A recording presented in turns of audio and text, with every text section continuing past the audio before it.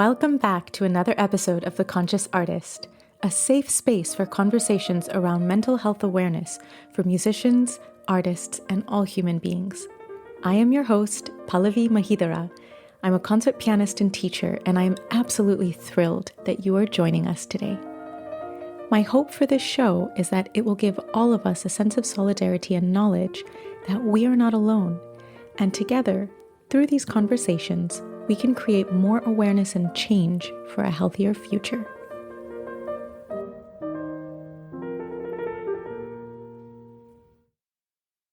Today's guest is an accomplished violinist with many accolades. Adamant about bridging classical music to millennial culture, she has captured the hearts of audiences on various social media platforms with over 12 million views on YouTube alone, with the mission to expand the interest for the violin and to make classical music relatable to a younger generation. But I am most interested to speak with her because the behind the scenes of her story is relatable to many, and I thank her for her vulnerability and willingness to share her experiences with us today. Please join me in welcoming Sumina Suter to The Conscious Artist. Sumina, I'm so happy you're here with us today. Me too. Thank you so much for having me. I'm very excited to dive into this topic. It's a pleasure. We have so much to talk about. But I want to start us off with a little bit of your background. I believe that you've grown up in a mixed race household and you've spent your youth studying and traveling outside of your home country and culture. So would you mind sharing a little bit of your background with us, both musically and personally? Yes, absolutely. So I was born and raised in Switzerland to a Japanese mom and a Swiss father. And my whole family, we're all professional musicians. And my sister is a cellist. She lives in Hamburg right now. However, I did go study at age 17 in Berlin at the Hans Eisler Hochschule für Musik. Of course, that was a big leap to do after having grown up in the sort of small city of Zurich in Switzerland. After that, I studied in New York City at the Juilliard School to do my master's degree, and now I live in London. Very international. And we overlapped in Berlin, in fact. That's where we met when we were both at Hans Eisler.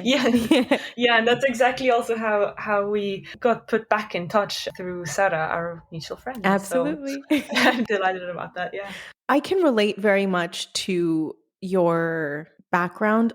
I am fully Indian, but I was raised in the US, and that was kind of a dual culture situation. And I didn't leave my home country nearly as young as you. I left after my undergrad. But I definitely have experienced a lot of challenges living in a country that isn't mine. And I was wondering, what would you say has been the most challenging aspect for you of living in all of these different countries that are different cultures from yours, that are away from your family, while trying to study and find your place as a human being, as a musician, as an artist, as a person? I mean, at the end of the day, I don't regret anything that, any move that I've made, because I very, very much was raised in an environment of my family with the mindset to, if you don't try, you will not know kind of thing. But there obviously come a lot of unknown struggles with it that are, I see it as part of the adventure, but at the same time, of course, it comes with a certain sense of loneliness at times, being on the road, especially as a musician when you're playing concerts, etc. I especially felt it when I was overseas in New York. That was the furthest away I was for the most amount of time from my family and the European culture. It's also a culture shock almost to some degree. So that was sort of a phase, especially in New York, where I definitely got to know myself a little better, to put it lightly, in terms of, how lonely one can feel, how distant one can feel, both physically and also emotionally. And the most unexpected difficulty was actually the fact that I still had certain responsibilities in Europe and concerts in Europe. Also my violin at the time, the foundation was in Europe. And so I would have to go back to Europe a lot during especially my first year in New York City. And that was sort of a moment where I realized that I didn't really properly allow myself to be grounded in New York City and make a friend circle and prioritize feeling like I'm based in New York. And I think that made it so much harder by sort of being torn in two places, if that makes sense. Yeah, very much so. And If I remember correctly, did your New York years overlap with the pandemic? Yeah. Oh my God. Oh, So so on top of everything else. exactly. It was so bizarre because so I studied 2 years in New York. I had a pandemic Zoom graduation, right? But the way that happened was it was spring break. On my way to the airport to spend spring break back in Europe, I was going to travel back, and on the way to the airport, the radio was on in the car, and it literally was like out of an apocalyptic movie where the Oh my driver would be like, God. "I'm telling you, this pandemic is going to change the trajectory of our lives." I was like, yeah, yeah, yeah, sure. A couple months later, I was stuck in Berlin visiting my sister for months instead of just 5 days. So that was quite interesting. Wow. I mean, the pandemic was such a crazy time for all of us. And it's still, sometimes I can't believe like it's already 3 years Yeah, or yeah. like 3.5 years. And other times it feels like yesterday.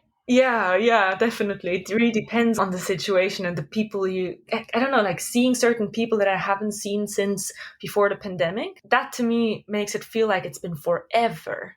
But then, yeah, in other instances, it feels like just yesterday. That's really odd. Time sort of stopped that year, I think, Yeah, for many people. And for so many of us as musicians, I mean, our work stopped, our yeah, careers stopped, our income stopped. exactly. Did you have any sort of experiences with that? Like, how did you deal with, I don't know, sort of the whole world stopping and, as a musician, not being able to play, not being able to travel? What was your experience like with that, if you're okay sharing? Yeah, of course. That was such a unique time, or so it feels, but actually, so many of us really went through it, right? So, how unique is it really? I think the one thing that I've realized is that it made me want to like have a certain independence. Obviously we couldn't determine what the outcome was of the pandemic, and we didn't know how it was going to continue, but that's why this certain sense of independence and sort of knowing what I can do through my social media, for example, that allowed me to sort of go an unconventional route since all the auditions were sort of just gone. I feel like the one silver lining out of the pandemic was how we were all going through the same thing, and that was truly humbling. But honestly, I feel like the pandemic, it really did change the trajectory of my life, I guess, in that sense, because I was super set on auditioning for orchestras and applying for teaching jobs and the stuff that you think you would do post graduation. But thankfully, through my social media, there was somehow an out. And that was quite a lucky situation to be in. I love this. I love the way you said, and I know obviously it's, bad circumstances to begin with, but Yeah. you turned it into a positive outcome, searching for independence. I think the way you said that was incredible because actually you've done exactly that. Anyone who follows you knows what an incredible social media page you have and how good you are with connecting with your audience and connecting with people. I appreciate that. Thanks. Yeah, very much so. And, again, like society, I've said this, I don't know how many countless times in previous seasons, but society loves to tell us what we're supposed to do. Yeah. Oh my God. Society likes to make us believe that we have like one or two paths that we can take as a musician or as a human being in life. And if you don't do that, so like orchestra or teaching or solo career, there's like very few options. And if you don't stick to those roots, well, you failed as a musician. And as we both know, that is absolute BS. Yeah, 100%. Yeah. But did you also feel like it sort of forced you to rethink how you want to continue, like how you have to continue? I guess it's also a bit of the choices it seems more limited, but at the same time, by having limited choices, aka having limited audition opportunities or no audition opportunities, forces you to open up other possibilities. Did you feel similarly at that time, or how did you perceive it? Well, so my pandemic experience was marred with a lot of personal strife. So I was just dealing with some big, big changes in my personal life. And those things led me to therapy. And so I don't know if I would say the pandemic and the concerts stopping and all of that made me rethink things Yeah. because I was in such a bad mental state because of what I was going through and what I was dealing with Yeah. that I was just trying to get through day by day. And I was actually very grateful that I didn't have concerts because I had zero desire to play the piano in those moments. Yeah, yeah. Not because I stopped liking piano, but actually because music and playing the piano is like such a light and such a joy in my life that I didn't want to take the darkness that I was in Yeah. and bring it into the music somehow. I could not connect them. Yeah, that's so interesting you say that. I completely, that's such a great explanation actually of how I felt as well. So, wow, Wow. beautifully put. Yeah. And I was really lucky because for some reason my students wanted to keep taking lessons. So I actually taught like several hours a week online during the pandemic. And that kept me touching the piano, Yeah. at least, even if I wasn't practicing. And it kept me earning some money and it gave me some sort of sense of purpose because Yeah. otherwise, yeah, I probably would have had a second existential crisis. Mhm. But Yeah. therapy, I would say, is the thing that made the biggest difference in my mindset over the last couple years, where my therapist basically took an overachieving people pleaser and had to like rewire everything for me to ask myself, what is it that I want? What is it that I need?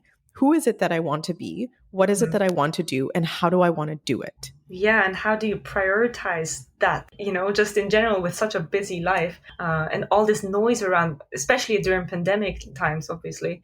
Um, yeah, to properly make it a habit to prioritize your well-being. I think that's such a, it's an ongoing riddle, sort of like having to, yeah, figure that out. That's beautiful. Well, again, also because we've been sort of trained to think that if we're musicians, particularly classical musicians, that classical music has to be our whole life. We can't focus on anything else. Yeah. That is the thing that we have to live and breathe all the time. Otherwise, we're not a good musician. And I'm sorry, but I don't feel that way. I cannot live without music. Mhm. 100% cannot live without music. But Yeah. I don't want to be living music 24/7. Definitely, I agree with you. And I think that's also, it's so odd, isn't it? Music is literally a form of expression of emotions, like this is how people express themselves emotionally. So it cannot be compared to other types of pressures, in my opinion, simply because it's so Mm. emotional and so personal almost. So Yeah. that when there is the pressure to express yourself, that is a really weird place to be, but it's very much a reality for us artists, for us musicians. So that's quite interesting. No, but that's beautifully put the way you said that. I mean, it's part of the reason why, although I've done several in my life and I've had, success in some, I fundamentally disagree with competitions. Yeah, same. Yeah, Because it's just, music, art, these are subjective forms of expression, as you say. yeah. No one can make a blanket judgment on that. There's no way. It's true, like competitions, same here. I've done, I was definitely in the competition grind at some point, but I've just realized, I mean, at this point, I can confidently say I will never do one again. It's a completely different mindset or outlook onto, or yeah, it's just completely redefined my relationship to classical music, being like, you know what? I'm actually not the type to do that. And there's actually no, how can I say, like, there's no shame in it either, because No. there's other ways. Sure, competitions can be extremely effective, and some people are enjoying the process and they can push themselves and challenge themselves. And then there's people like me who, sure, it challenges me and sure, it pushes me, but it has too many side effects to it that doesn't make sense to continue that path, right? So, did you feel similarly in that case? Well, I am fully a millennial. So I grew up in the 90s. I was born in the 80s. Competitions and that whole kind of you have to have this kind of career was part of my entire musical training Mm, all the way up till I turned 30. wow. And it's only in the last couple years, I mean, I'm in my mid 30s now. It's only in the last couple years that I'm redefining what I want in my life Hmm. and how I want to be as a musician and what is it that I want to do. And I have to say that there's certain things like performing, playing chamber music, whether it's performing solo, playing chamber music, playing with orchestras, these are things that I absolutely love. And the reason for that is because I love being able to share Yeah. my joy and my love of music with others. Yeah. But through the pandemic, and so basically, this podcast kind of came out of the pandemic and kind of came out of my whole personal situation. Hmm. That's also helped me to realize that I have other aspects of my being and of my artistic personality that I want to be able to express in other ways. So that's been a very cool thing to discover, I would say. Definitely, yeah. No, I'm glad you're doing this because honestly, I feel like with podcasts in particular, you can share such deep details. So thank you for doing this. No, thank you. Well, thank you for being here. I mean, I have to say that, what you were saying earlier about sort of realizing through the pandemic how you would like to shape your own artistic career. I think you're doing an amazing job forging your own path, and like huge amount of respect to you for that. Really. Thank you. I've noticed a lot on your social media, for example, how often you'll make posts that are related to mental health, whether it's, about educating your audience and your followers on the different mental health issues that great composers have experienced and, reminding us that they were Hmm. human too, or just like talking about mental health in general. I love that you're using your platform to do that and to sort of help remind all of us that there are other ways to experience life as a musician more than just the sort of typical routes that we've been taught. And I would love if you would talk a little bit more about, first of all, how social media came to you, how you came into social media. I mean, I know it's also part of your generation, but how you found that voice and that platform for yourself, and sort of why mental health has been an important part for your journey. Like why sharing about mental health and normalizing mental health conversations is important for you. No, for sure. I mean, social media, yes, it is sort of ingrained in our generation. It was interesting because I started sharing random bits, and at the time, actually, my then boyfriend was very much in the social media scene. And I mean, some of the best advice he's given me was literally the Nike slogan, which is just do it. And so he was like, just do it. You won't regret it. And yeah, I mean, it's true. It's opened up a whole world of possibilities to me. So I'm not looking back on it. However, looking over right now at my phone case, I literally have on my phone case, it sort of shows a warning. It's like social media seriously harms your mental health. Kind of like on a cigarette pack, it says Yeah. like. So that's my phone case, and I That's mean, amazing. I mean, I do agree with this though, because when used responsibly, it can really help you. And when misused, it can definitely be very challenging to just be in this generation where, everything is on social media. You find your news on social media these days. And obviously, this has so much to do with the algorithm. There's a whole other thing we can talk about the problematic parts of that as well. But at the end of the day, it is something that impacts our lives, and finding my where I am at right now through social media, I mean, it has completely opened up a whole world. And just so I can sort of summarize what I'm up to these days, I don't really perform that much anymore. I obviously still play violin. That will never leave me. But essentially, I moved to London about a year ago because I wanted to go into artist management, and obviously also other reasons, wanting to be closer to family and actually feeling like I'm in a place that I can actually call a base and a home, and still feel like I can pursue a variety of different things. So essentially, being an artist manager now, I look after other artists and ensure their well-being and for them to be treated fairly. And that obviously has a lot to do with, also my personal mission, actually. Just the feeling of lostness and being unsure whose advice to take, and being a little bit torn between places, between New York and Europe, for example, but also missing that sort of groundedness of having a Mm. base. I think all of this just strengthened my desire to help out other artists as well. But obviously, on top of that, I do my social media. There's so many hats that are not performing. That's what I'm trying to come bring across here. But this is really amazing. Like you are the definition of forging your own path and finding success with it. I appreciate that. Really, truly. Like I'm super impressed. That means so much to me. Actually, you have no idea. Really. And like this is the thing. we don't know each other that well, but the few times I've seen you in person, in Berlin, or when I see your social media, you seem just so confident and so sure of yourself. And when we spoke on the phone before recording this episode, I remember we spoke about, some personal things. And it's just such a reminder that you never know what someone is going through and you never know the behind the scenes. Yeah. And, I love that you mentioned that it is important to find that balance with social media, especially because it is such a big part of our world today. Yeah. And I know that I struggle a lot. Like, I find that if my anxiety starts to grow or like reach a peak, my symptoms are just like mindlessly scrolling on Instagram or like mindlessly opening apps on my phone. Yeah. I'm like, all right, okay, I have to, that's the moment I'll like turn off my phone completely because I'm like, okay, I need to just go back inside, like cocoon in, Mm. find that recharging spot, Yeah.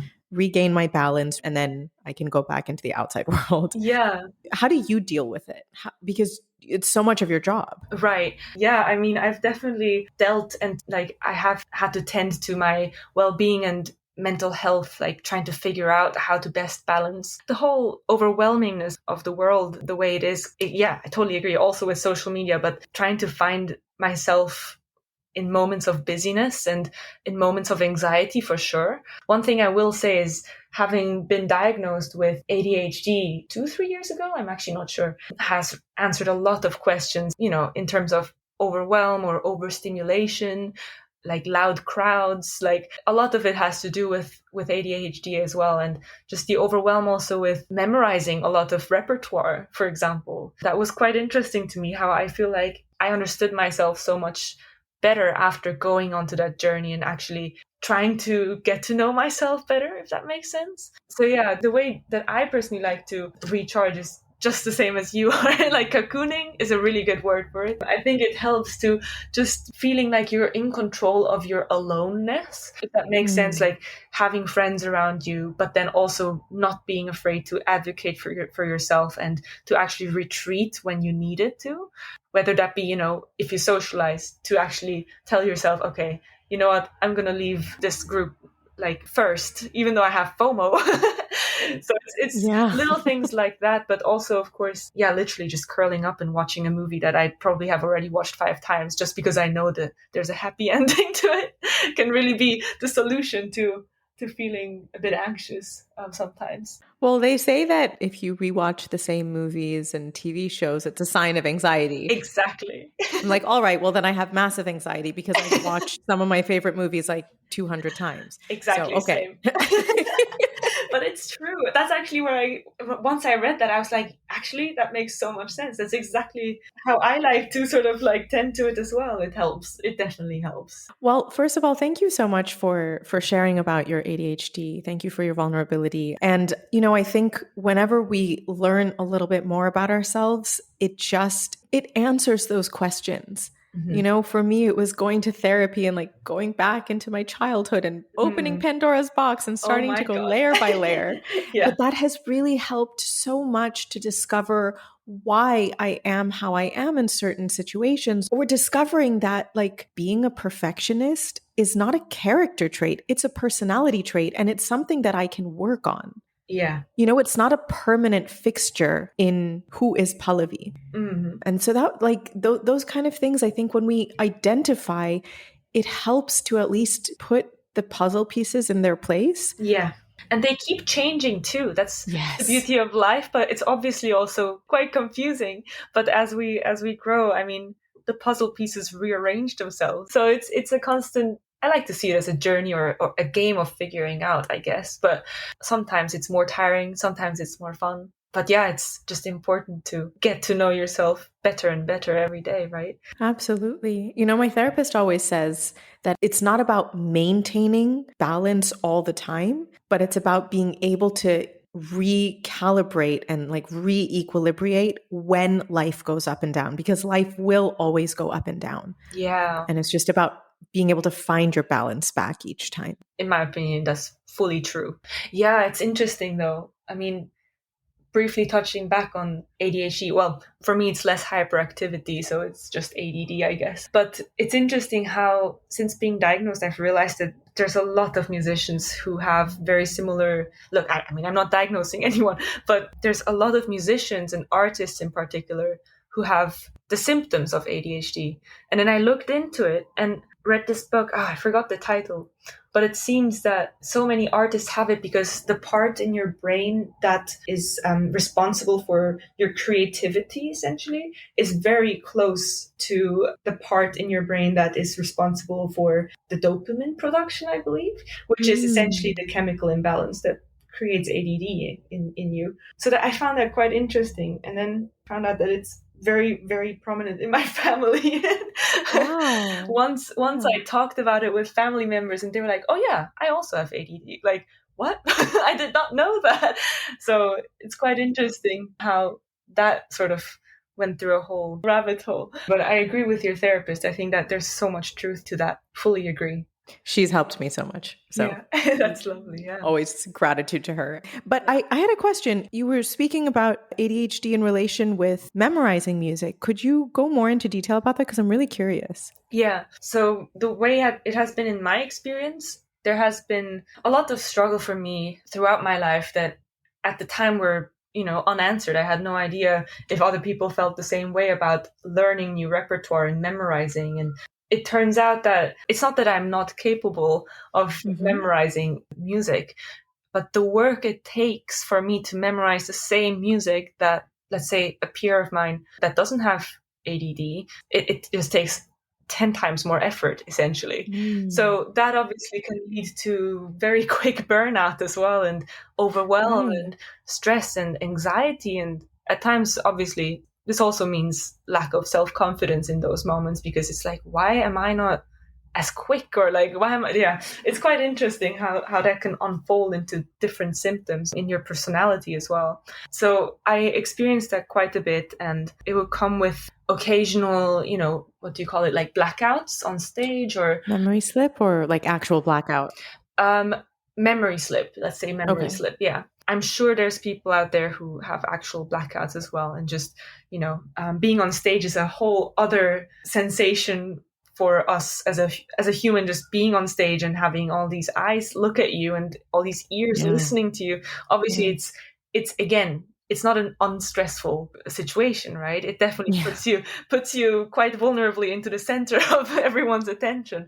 So yeah, that in combination with all of the effects that ADD can have in terms of you, in relation to your repertoire, it's quite powerful and obviously not always very pleasant. That's really interesting. Yeah, no, and I would love to underline how important it was for me to have had access to counseling when I was studying at Juilliard when I got diagnosed, because I took some counseling. I figured all my friends are, and there's this free service in the health center at Juilliard. Why wouldn't I take counseling? So I went. I really wish more institutions, especially in Europe, not gonna lie, offered that, because it really starts with normalizing therapy and normalizing counseling and normalizing just, talking about our problems with people in the field, or yeah, to specialists, I guess, because that really opened my eyes a little bit. And the one thing that I remember the counselor disclosing was just how casually he didn't make a big deal out of the troubles I had, essentially, because he was like, listen, so many students actually have this. So it's, these issues with memory slips, and it gets to them just as much as it does to you. And that was really comforting to hear somehow. Like, Yeah. so yeah, no, it definitely impacts you in some way. And you feel isolated in some ways as well, because this industry is quite brutal at times, and it can feel extremely, obviously, isolating, and it's not all rainbows and roses. Yeah. But Oh, definitely not. Definitely not. I don't think I've met a single human being in my life that has not experienced some form of anxiety or depression yeah, at some point in their lives. yeah, And then on top of that, you add all of the stress and pressure that we have as classical musicians. Of course, we all deal with something. Like, of course, we've had really difficult situations in our lives with the pressures that we face and with the amount of sacrifices that we've had to make in our lives, because we've all had to make sacrifices Yeah. as musicians. And I remember when I started this podcast and I started having conversations with my guests, it was just so incredible to realize how many of us had the same experience. Like, for example, when we were at Curtis, we had like the same experience, or we had the same insecurities. No one ever talked about it because at that time it was taboo. You know, we Yeah. all had to be strong and it was survival of the fittest. And oh my gosh, like that's Yeah. exhausting. Like life is short and difficult enough. You know, why stay alone and miserable, struggling, instead of like asking for help and sharing the experiences with others, you know? Yeah, and the irony in that is also that we're literally, again, music is a form of expression and how human we are. That's what makes, especially in the age of AI, that's what makes music and live music and artists so unbeatable in that sense. So it's funny to me how we're almost denying that human aspect of the struggle and the anxiety that comes with, being a human, and make it taboo, even though that's exactly what it's supposed to be about as well. Of course, every emotion, but also the negative emotions, I suppose. So it's quite a juxtaposition, I feel like, when it comes to how we treat it. Absolutely. Yeah, absolutely. I couldn't have said it better. Absolutely. This gift that we as musicians have been given, are cultivating, I think part of our responsibility with that gift is also towards ourselves. And to remember that we have all the possibilities in the world should we choose to do something different. Mm-hmm. That if, for example, music is something that one has spent their whole lives on, but one day you wake up and you realize, you know, this is not bringing me joy anymore, Mm-hmm. that there's no shame and there's no weakness and there's no failure in saying, you know what, I want to try something else. And I'm not saying like that you've done that, but I admire so much how many different hats you wear. Thank you so much. I have so much respect for people that are able to do more than one thing, because I feel like I can only do one thing. And I want to briefly mention another hat that you have, which is that you just launched your own company. Oh, Please yeah. tell us more about this. Yeah, I did launch my own company. It is really a new endeavor. It's pretty fresh still. It is a brand agency and social media management company for classical musicians. Yeah, I mean, given my background with social media and now working as an artist manager, I see even more what some artists have difficulty upholding. And essentially, social media is just becoming such a important part in a musician's life and career. And yeah, this is sort of my attempt at helping artists to have their own audience and cultivate their own community and relationship to their audience so that they are more independent in the music industry. Because I find that's just incredibly important. And I know that, the labels these days and artist management companies out there these days and promoters and, concert promoters, live agents, everyone agrees this is just how important it is, whether or not we like it. So that's Right, right. yeah. So that's sort of my baby. Well, this is amazing. Congratulations. Thank you. Please, if you will, share the name with us so we Yes. can check you out. Yeah. So I have not launched the website just yet, but we're called Animus, which essentially translates into motivation and livelihood and spirit. And this is also my name backwards, actually. So, Oh my God, that is so cute. This is yeah. amazing. So, yeah. So we're a social media management company and brand agency. So I'm excited about that. Extremely stoked. This is really great and something that I think a lot of us need because, we are trained as classical musicians, not as social media experts. And a lot of us, especially I think, at least in my generation, or at least maybe it's just me, but I don't want to be wasting my time trying to figure out how to like rig the algorithm so that I make sure that I'm putting the right hashtags and I'm cutting my video in the right space and I'm posting on a certain day or a certain time. Like, I don't have the energy for that. I can barely like focus on memorizing the pieces I need to memorize. Like, I That's the don't have thing. time for worrying about this. So Yeah. thank you. We need people like you. And you're so not alone with that. I mean, I feel like 99% of musicians do not really want to be content creators as well, And it's not supposed to be their job as well. Like being an artist is already demanding enough. And has its own complexity. So yeah, you hit the nail on the head. Well, for people like you who are both an artist and a social media content creator, I mean, it's a form of expression as well. It's a form of creativity and expression. And yes, whether it's because it's more, social media has been more part of your generation, and therefore there are more Gen Z musicians that are better at social media than the millennials. For whatever reason it is, I see what you do, and I think you do an amazing job. So Oh, thank thank you you. for everything that you share. And thank you for being here with us today. Thank you for chatting with us. Thank you for sharing and being vulnerable. I have really enjoyed this conversation, and I look forward to so many more. Me too. Thank you so much for having me. It's honestly so important what you do, and I'm really, really grateful to dive into that. Thank you. Thank you all so much for listening. I am truly grateful for the support from each and every one of you. If you would like to submit any questions or topics for us to address on the show, you can send us a message on our Instagram page @Conscious Artist Podcast. Help us to spread more awareness by sharing this episode with your friends, your colleagues, your teachers, and your students. And don't forget to subscribe wherever you get your podcasts. Sending you all so much love and strength, and we will see you next time for another episode of The Conscious Artist.